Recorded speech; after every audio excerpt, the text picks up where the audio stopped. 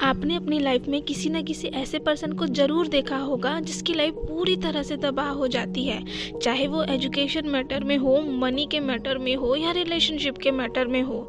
सबको लगता है कि अब इसका कुछ नहीं हो सकता, ये तो बर्बाद ही हो गया। पर फिर कुछ टाइम बाद उसके दिन ही पलट जाते हैं। अचानक से उसकी लाइफ में चमक आ जाती है और सबको लगने लगता है कि ये कैसे पॉसिबल हो गया। आज की स्टोरी में भी वो पूरी तरह से टूट चुकी थी, पूरी तरह से बर्बाद हो चुकी थी, फिर भी उन्होंने हिम्मत नहीं हारी और ऐसी सिचुएशन में भी वो खुशियाँ ढूंढने लग गई। फिर अचानक से उनकी लाइफ में कुछ ऐसा होता है, उनकी पूरी लाइफ ही चेंज हो जाती है। वो अपनी लाइफ में वो सब कुछ पा लेती है जिसकी उन्होंने कभी कल्पना की थी। तो चलिए स्टोरी सुनते हैं। हाय फ्रेंड्स, मैं हूँ रूपल और मैं आपको लॉ ऑफ अट्रैक्शन की सक्सेस स्टोरीज हिंदी में ट्रांसलेट करके सुनाने वाली हूँ, जिसे मैंने द सीक्रेट की ऑफिशियल वेबसाइट पर इंग्लिश में पढ़ा है। तो चलिए स्टोरी स्टार्ट करते हैं। ये स्टोरी है लंदन में रहने वाली कैमिला की।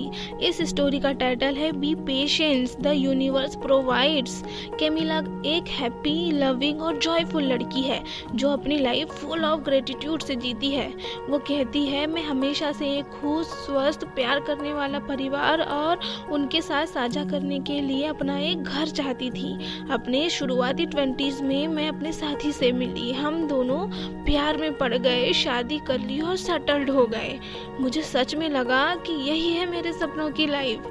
हम दोनों साथ में खुश थे, पर कुछ टाइम बाद हम मेरे हस्बैंड के कर्ज से ग्रसित हो गए और दोनों माइल्ड डिप्रेशन में चले गए, जिसकी वजह से हमने बच्चों के लिए ट्राई करना ही छोड़ दिया।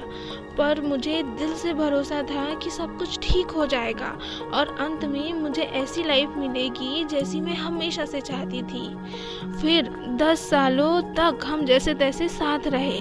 उसके बाद मेरे शुरुआती 30s में एक दिन मेरे हस्बैंड मुझे छोड़कर चले गए और फिर कभी वापस नहीं लौटे। मैं पूरी तरह से बर्बाद हो चुकी थी। मैंने अपने आप को पूरी तरह से अकेला पाया। मेरा अपनी फैमिली स्टार्ट करना, अपना ड्रीम हाउस खरीदने का सपना देखना पूरी तरह से चकनाचूर हो गया था। वो बहुत परेशान थी। सही बात है, किसी का लाइफ पार्टनर उसे छोड़कर चले जाए, उसके लिए इससे बड़ी दुख की बात और क्या हो सकती है। कितने सपने रहते हैं दोनों के साथ में। यहाँ तो गर्लफ्रेंड बॉयफ्रेंड का ब्रेकअप ही हो जाए तो लोग डिप्रेशन में आ जाते हैं, पर शादी होने के बाद पार्टनर छोड़कर चला जाए, ये दर्द कैमिला के लिए आसानी ही रहा होगा, जिनकी अभी एज ही क्या हुई थी। जस्ट 20s खत्म करके 30s में आई थी वो। उनकी अच्छी खासी सेटल्ड लाइफ में भूकंप आ गया था। फिर वो कहती है, धीरे धीरे ही सही मैं इस शॉक और हार्ट ब्रेक से बाहर आने लगी। मैंने योग को अपने जीवन में उतारा। योग मेरी लाइफ को बचाने में बहुत बड़ा मददगार साबित हुआ।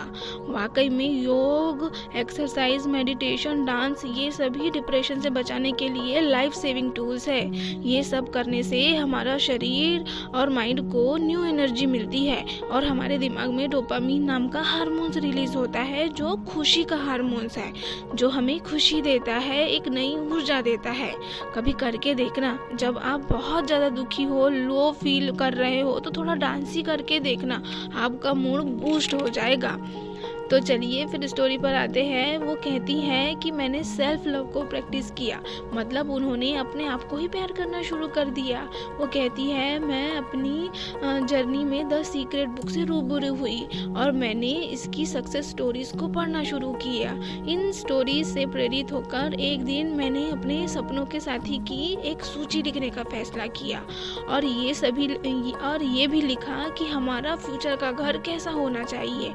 मैंने अपने होने वाले घर के किचन की कल्पना इतने परफेक्टली की कि जैसे वो मेरे सामने प्रत्यक्ष ही हो गया हो।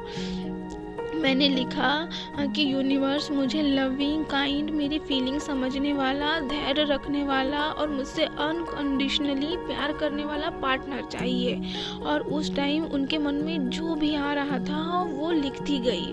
उन्होंने यहाँ तक लिख दिया कि उनका फ्यूचर पार्टनर ग्राफिक डिज़ाइनर है, जिसका खुद का घर है और एक सक्सेसफुल बिजनेस है लंदन ब्रिज के पास। उन्होंने ये सारी फाइन डिटेल्स तक के लिख दी। उन्होंने इमेजिनेशन की दुनिया में पूरी तरह से गोता ही लगा लिया। वो कहती है, मैंने यूनिवर्स से ये सब पूरा करने के लिए प्रार्थना की और सब कुछ यूनिवर्स पर छोड़ दिया और पूरी तरह से भूल गई, लेट गो कर दिया इस ख्याल को ही।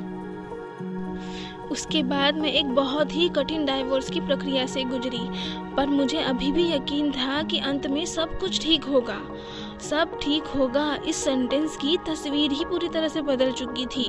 मुझे लगने लगा कि मेरी लाइफ में खुशी का असली मतलब शायद अपने आप को पाना ही था, शांति से एक सिंगल लाइफ जीना और अपने भतीजे और भतीजी की प्यारी बुआ बनना ही था।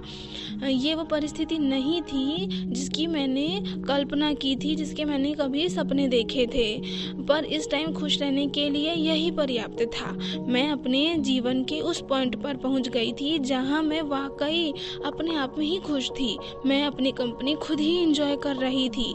मेरा तलाक मेरे जीवन में कहीं पीछे छूट गया था और मैं उससे बहुत आगे निकल आई थी।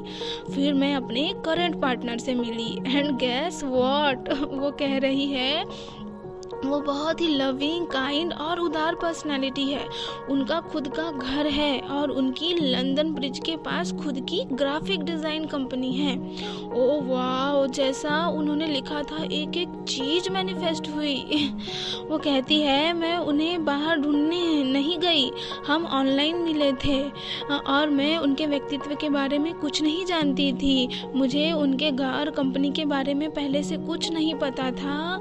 वो लिस्ट जो मैंने कभी बनाई थी उसे बनाए हुए बहुत टाइम हो गया था और डाइवोर्स वगैरह के चक्कर में मैं उसे पूरी तरह से कम्प्लीटली भूल भी गई थी। पर जिसे मैंने इमेजिन किया था उसकी सृष्टि थी और वो मेरे सामने प्रत्यक्ष हो चुका था। मुझे बहुत धन्य महसूस हुआ। हम दोनों हर दिन एक दूसरे के प्यार में पड़ते हैं। सब कुछ बहुत ही सहज और आसान सा लगता है, जबकि मेरी पिछली शादी के साथ बहुत बुरे एक्सपीरियंस थे। वो कहती है, अब मैं किचन में बैठी हूँ और ये किचन हूबहू वैसा ही है जिसकी मैंने कभी कल्पना की थी, एग्जैक्ट वही। मैं सोचती हूँ कि कैसे मैं भगवान से एक घर के लिए कहा करती थी जब मैं शादीशुदा थी और बच्चे के लिए ट्राई कर रही थी। तब मैं एक खुशहाल जीवन की कल्पना करती। मुझे यकीन नहीं हो रहा है कि वैसी लाइफ मैं अब जी रही हूँ। मुझे नहीं पता था मेरी डिज़ायर लाइफ मेरी पिछली शादी के अंत के बाद मिलेगी। हो सकता है कि ये सब इच्छाएं मेरे मन में आई ही इसीलिए थी कि मैं ये सब सोच पाऊँ और ये मेरे लिए घटित हो पाए। वो कहती है, लेकिन मुझे अपने इस कदम पर बिल्कुल पछतावा नहीं है कि मैंने अपना दूसरा पार्टनर चुना। सही बात भी तो है, वो थोड़े ना अपनी पिछली मैरिज को तोड़ना चाहती थी। उनके एक्स हस्बैंड ही उन्हें छोड़कर चले गए थे। वो तो उन्हीं के साथ सब कुछ ठीक करना चाहती थी। वो अपने पहले पार्टनर के साथ ही अपनी डिजायरेबल लाइफ जीना चाहती थी। दूसरे पार्टनर के बारे में उन्हें ख्याल तो तब आया जब वो उन्हें छोड़कर चले गए और वापस नहीं लौटे। तो पछतावा किस बात का? ब्रह्मांड ने मुझे वो सब कुछ प्रदान किया जिसकी मुझे ज़रूरत थी।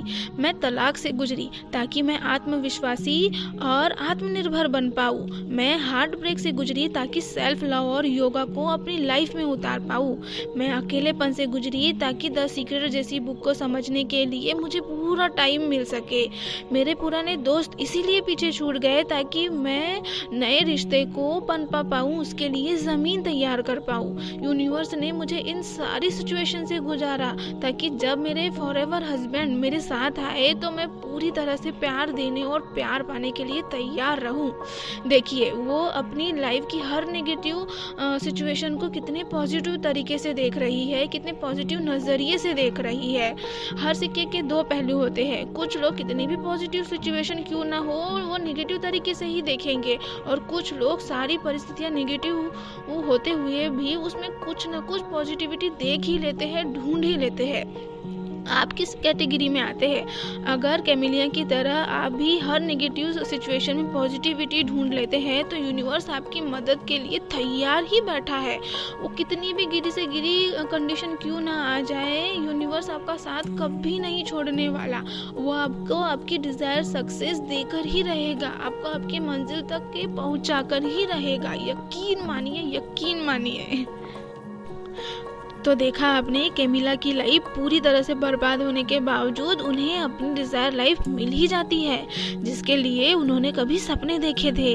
यूनिवर्स उनकी हर मुराद पूरी कर देते हैं क्योंकि उनका मन पवित्र था। वो अपनी डिज़ायर लाइफ चाहती तो ज़रूर थी, पर किसी को धोखा देकर नहीं। आप भी पवित्र मन से जो भी चाहोगे भगवान उसे ज़रूर पूरा करेंगे।